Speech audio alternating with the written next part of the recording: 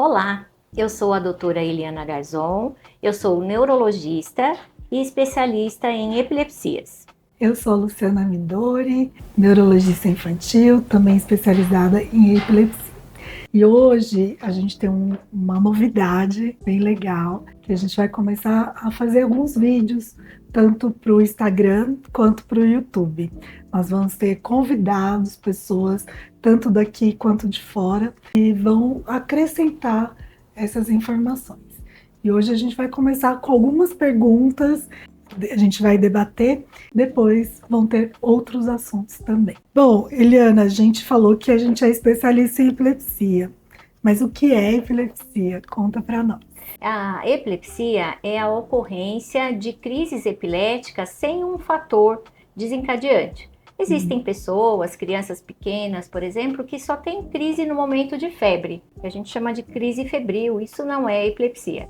A epilepsia ocorre 2 ou mais crises sem nenhum fator facilitador, e nesse momento das crises, se a pessoa estiver fazendo um eletroencefalograma, ele vai demonstrar as anormalidades que são particulares de uma crise epilética. Tudo isso acontece porque é um momento em que o nosso cérebro ele gera descargas elétricas de forma exagerada. Então, naquele momento das descargas elétricas exageradas, a pessoa tem um sintoma. O sintoma pode ser de várias naturezas. Por exemplo, ela pode ficar desligada por alguns segundos. Pode haver manifestações motoras de forma involuntária. Pode haver queda ao solo. Então, as manifestações clínicas são bastante variadas de caso a caso, né? O importante é ter um diagnóstico confirmado por um médico e ter um acompanhamento correto. Você me falou que a epilepsia são crises epiléticas que são recorrentes, tem uma predisposição maior. Então você quer dizer que tem um tratamento específico e que, dependendo do tratamento, a gente tem um prognóstico.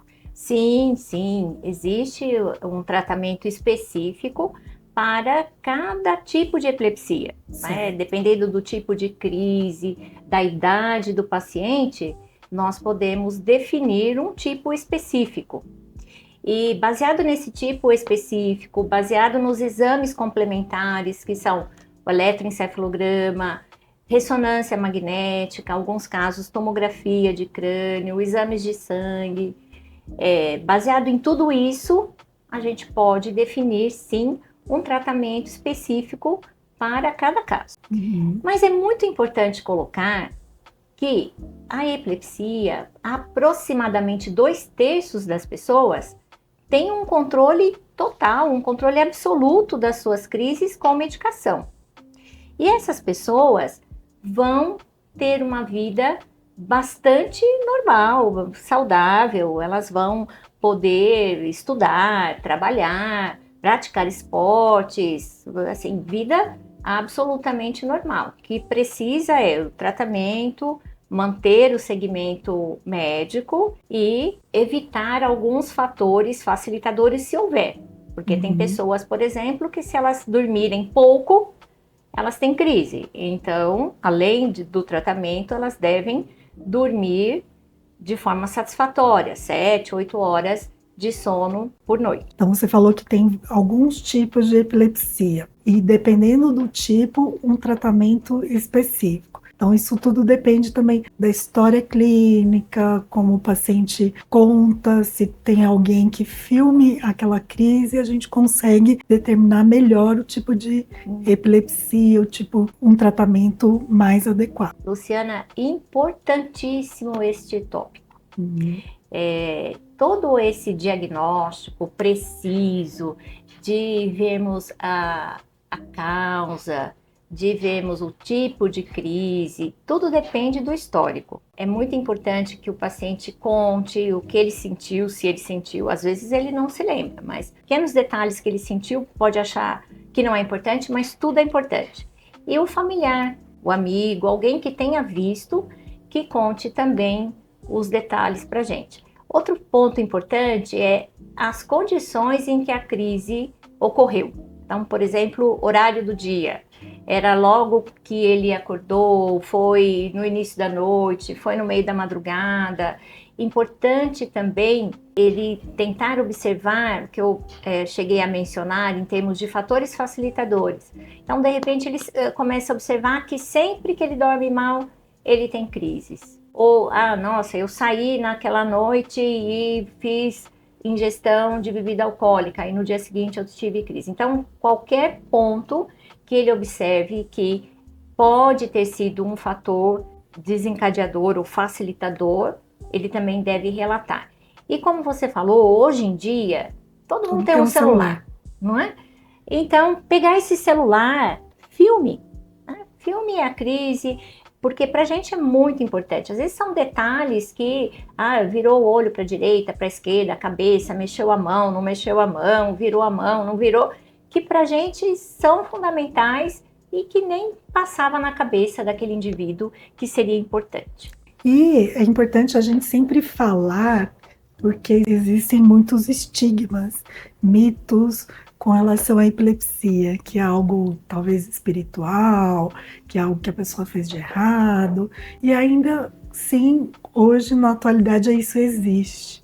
Conta um pouco para mim sobre isso. Existe estigmas? Então, como que a gente pode combater? Existe estigma, infelizmente, né? Isso vem, acho que, dos aspectos culturais, né? E até, assim, de quem tem epilepsia ter vergonha de falar, vergonha de comentar, porque, em geral, as pessoas acreditam que quem tem epilepsia não pode estudar, não pode trabalhar, vai ter algum impacto em termos de aprendizado, e não é nada disso.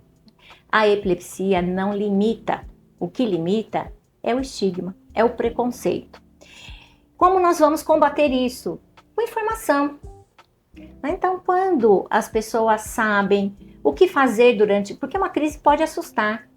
Então, quando você tem medo, o que você faz? Você se afasta.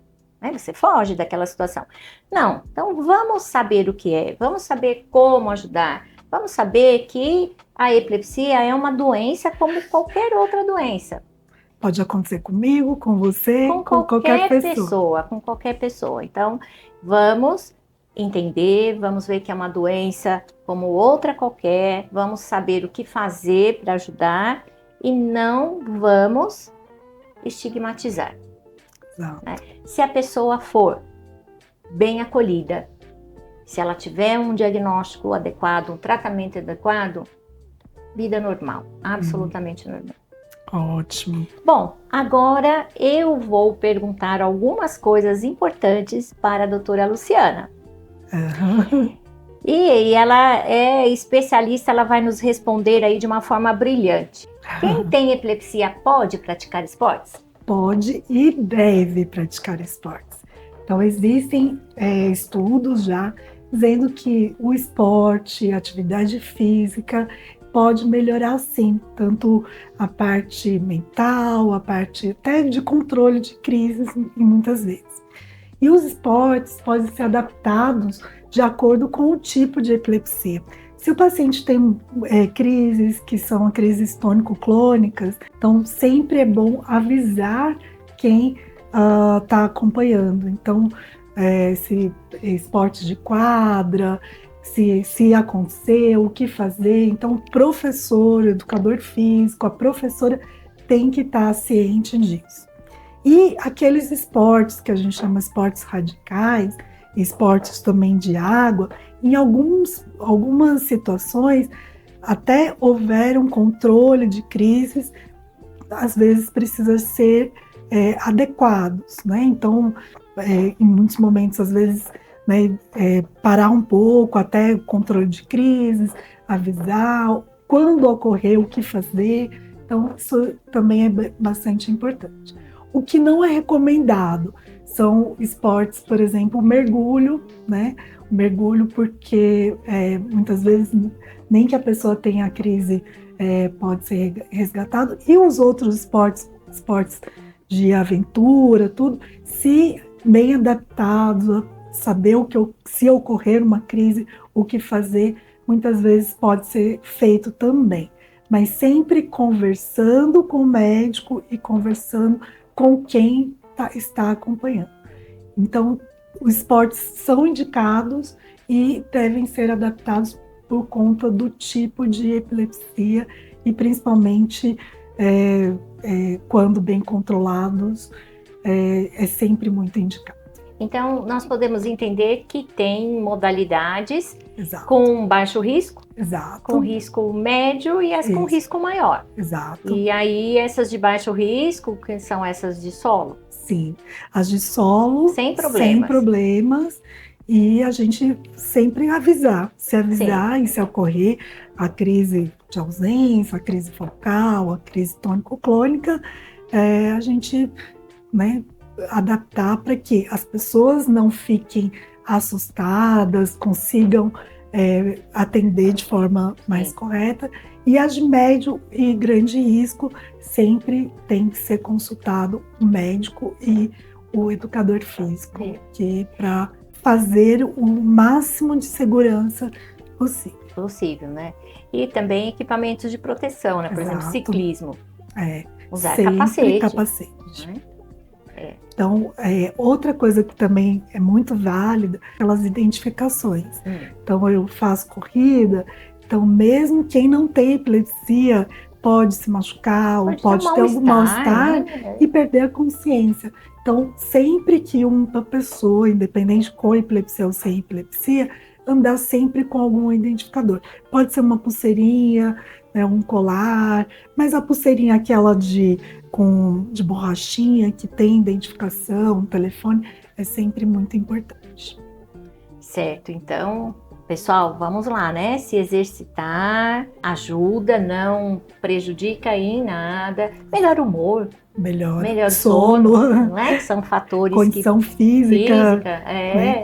Diminuir o estresse. Estresse também pode ser um fator facilitador de crise. Exatamente. Então, por vários motivos, vamos nos exercitar.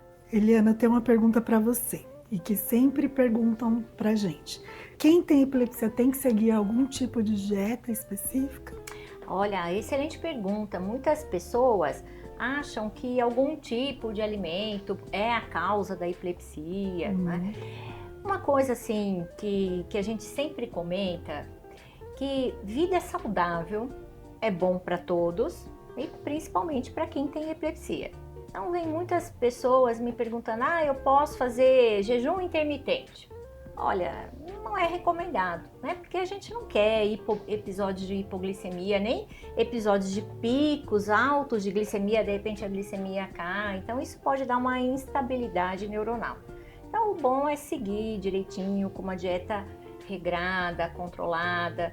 Mas assim, não tem um alimento que, eu não posso comer isso causa epilepsia, não tem nada disso.